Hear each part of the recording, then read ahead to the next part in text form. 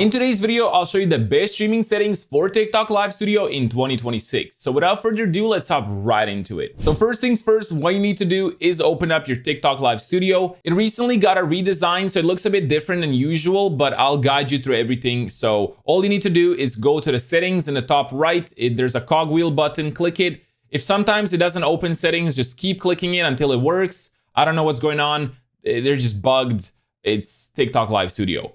So you open up the live quality tab, and then on the bottom, you will customize it to these specific settings. So it will do a network test and a hardware test for you, but these are usually wrong and you don't really trust them. This is totally wrong. I'll show you my real speed test and I'll show you how to actually get the right numbers in. So we can ignore that for a second. Let's scroll down to the video settings. Here, you want to change your video quality. You can just choose 1080p 60 for a baseline, and then we can change the settings later on.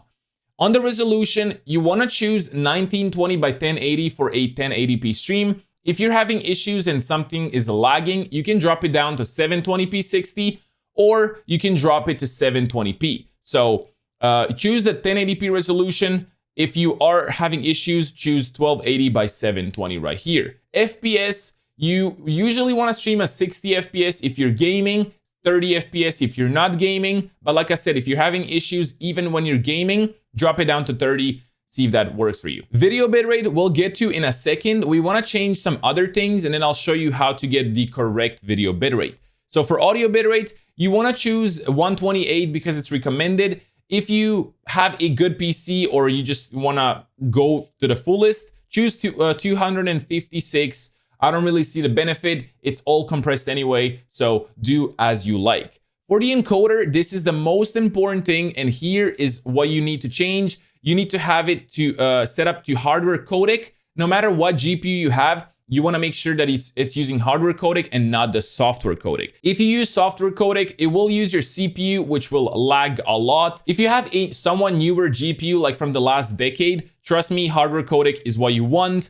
I have an NVIDIA GPU, so I'm going to choose NVIDIA. If you have AMD, choose AMD.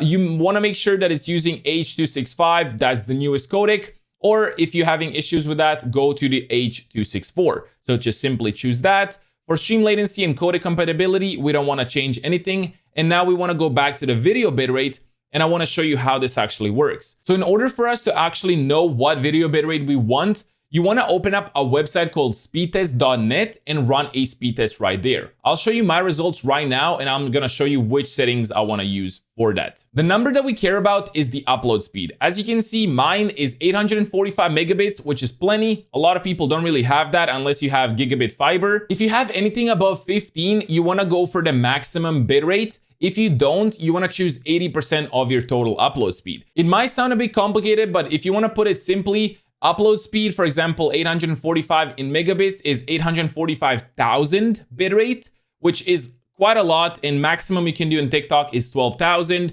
So if you have 10 upload, that means you can do 10,000 bitrate.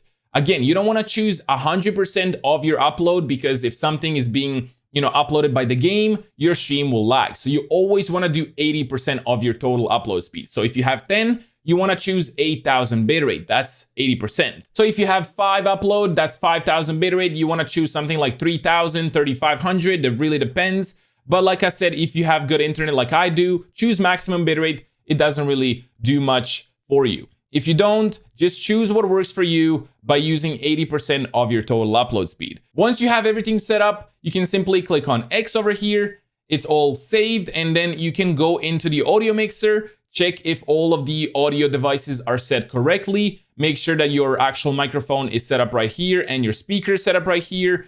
Everything else you can keep as is for the sound effects and sources. And then once you have everything set up, you can go live, see if everything works. If it doesn't, go back and drop some settings until it works. It really depends how good your PC is. And that's basically it. These are the best streaming settings for TikTok Live Studio. If you did like this video, make sure to like and subscribe, and check out this video that YouTube thinks you'll like. Anyway, I'll see you in the next one. Peace.